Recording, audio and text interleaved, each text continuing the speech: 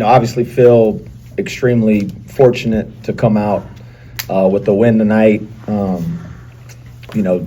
To their credit, thought they played with more force and more physicality in the first half. But to these guys' credit, thought we just kind of stayed the course. Honor got us going and got us back into that game with that stretch of shot making, and then I thought just did a great job the rest of the way of making the simple play. And he's been obviously seeing a lot of attention, putting two on the ball a lot on him, and part of his growth and his maturation through this process is trusting his teammates and just trusting that the game will open up. And I thought he did just a tremendous job of that. And then, DJ obviously made the two monster threes down the stretch and was able to get enough stops and enough rebounds. And, the play of the game, in my opinion, I don't remember exactly when it was, but it was a chaotic stretch. Maybe we were tied or maybe down one or up one. It was like super chaotic. I think maybe we turned it over, they turned it over. They missed an open transition three, and Trace and Eaglestaff had a deep corner three that really hit like the front of the rim and bounced almost to half court, and it looked like it was kind of a jailbreak play where they had like a 4-on-1, and Trayson sprinted back and Amir sprinted back and got a deflection, and then that turned into a layup on the other end for him, and thought that was just a monster play. So feel extremely fortunate to get a road win, and anytime you can win on the road in the Big 12, again, you take it how it comes. So we'll take this one and get ready for the next one. Questions for the group, please? Coach, when you have a guy score 14 in 4 minutes, do you just get out of the way? You certainly want to try to just continue to put them in good spots, and again, I think Honor's done a great job. They only took 3 shots in the first half. Credit to them. They made it hard on them, and, he just, again, stayed the course. And then, we've seen that one. We've seen it a time or two this year, and when the first one goes and another one goes, he has the capability, and then made some really great plays where he drove in there and got and ones as well when they really pressed up on him. Ross, can you just talk a little bit about down the stretch your decision to stick with DJ after Harlan got his 4th foul? Yeah, it was just, again, I think that's a testament to our group. And, it's been different lineup combinations, different nights. And, obviously we weren't playing great. And so you're really, as a coach, you're searching for answers within the game. And we kind of found that one lineup. It was Amir, Honor, Trey, DJ, and Chance for a little bit, and that's the group that really got us into the game, and like DJ's ability to space the floor a little bit more because they were putting 2 on Honor. And, again, was just proud of him for he puts in a ton of work, as all these guys do. He's probably one of the highest character, mature freshmen that I've been around, him and Amir both. And, again, happy for us, but you're really happy for him. Coach, in regards to their Cincinnati's 3-point defense in the first half, were they doing anything specifically that kind of threw you guys off? You guys missed your first 10 threes, but then Honor obviously hit 3 or 4 straight. What were they doing defensively to kind of run you off? I mean, they're a great defensive team. They're a top 10 defensive team in the country. I think they came in 9th in adjusted defensive efficiency, one of the best teams in the Big 12 defensively. And those guards are fast and physical, and they close good. And then when you do get a couple good looks, which I actually thought we had in the first half, like Trey had a couple, Honor had one for sure, DJ had a couple. And so of the 9, you really feel like 5 or 6 of them were ones that you got to make. And the hard part is when you're playing against good defensive teams, you can't be shocked because it's hard to get open looks. And then when you finally get one, you rush it a little bit. But these guys put a lot of work in, and if they're the right shots, you just got to trust them, and these guys got to trust them. And again, I thought in the first half we didn't do a good enough job of going and rebounding our misses. There's not a rule that just because you shoot it and it doesn't make it that you can't go rebound it. And then I thought we just had a higher sense of urgency as the game went on. DJ, down the stretch, what allows you to shine in those moments? I mean, Coach, my bad. Coach says it all the time in practice, like, I put the work in, like, I got to be confident and let my work show. So, I mean, those moments are just a testament to the work I put in, the confidence that the coaches put into me. So DJ, what does this do for your confidence now? I mean, moving forward, obviously, like Coach Hodge said, you hit 2 big threes. What does this do for your confidence now moving forward?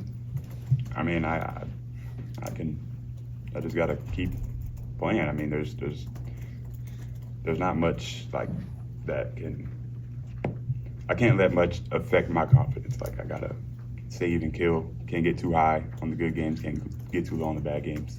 So I got to just stay even kill. Honor, when you're down 14, I think it was 37-23 with about 15 minutes to go, did you sense that once the 3 balls start draining and start going down and you see those balls going through the hoop, the game could change as quickly as it did? For sure. I mean, I think me and Coach talked about it just on our walk over here. I think I did a better job today of just kind of letting the game come to me. I think sometimes this season is in particular, like, there's times where I try to force it, or like I try to make the one play that I feel like is a 16-point play if I make the 3-pointer, but that's not the case, you know what I'm saying? So to be able to chip away at it and see some go through the basket, it just opens up my game and then the rest of the team, like, for allows DJ to get going and Trey to get going. Like, I think that's the biggest thing that can do, not just for me. And Coach, I believe you guys also rallied at your place, came back and won.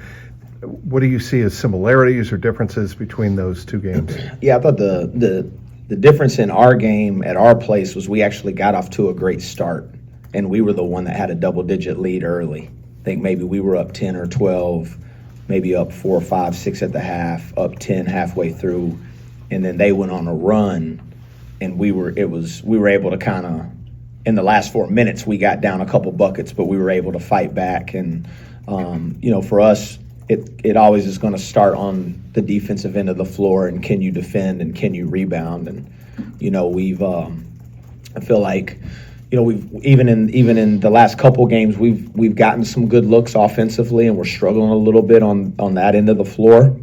But like I tell these guys all the time, let's beat somebody 52-48 then, if that's what it takes. It takes what it takes, and we'll have nights where everybody plays great, we make a ton of shots, and maybe you score 86, 85. But to the group's credit, I thought we were able to just continually to get stops and in that stretches, and in both situations at our place the last 4 minutes of the game, and then this one down the stretch, we were able to get stops and grab the rebound.